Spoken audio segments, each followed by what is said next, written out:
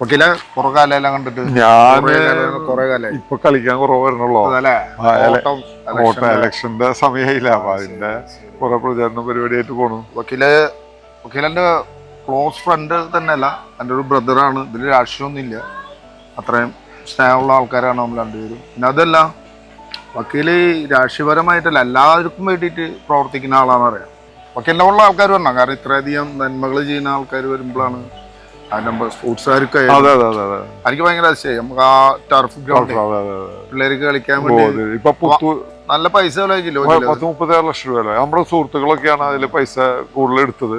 നമ്മള് ചെയ്യാൻ പറ്റുന്ന കാര്യങ്ങൾ ചെയ്യാം ജനങ്ങൾക്ക് വേണ്ടി. പിന്നെ നല്ല കാര്യം എന്ന് പറഞ്ഞാൽ നമ്മുടെ ഫുട്ബോളേഴ്സിന് ആയാലും സ്പോർട്സുകാർക്കായാലും ടർഫ് ഗ്രൗണ്ട് ചെറിയ പൈസ ഒന്നും അല്ലല്ലോ, ഭയങ്കര പാടാണ്. അതും അത് ഗ്രാമീണ അന്തരീക്ഷമല്ല, അവരിൽ വലിയ പൈസ ഒന്നും ഇല്ല, അവർക്ക് അത് ചെയ്തു കൊടുക്കാന്ന് വലിയ കാര്യം തന്നെയാണ്.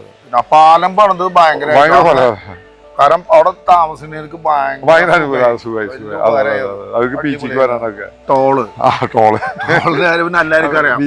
പറഞ്ഞു 73 ദിവസം അടച്ചിട്ടു. 73 ദിവസം ഇപ്പോഴും കേസ് വെക്കുന്നുണ്ട്.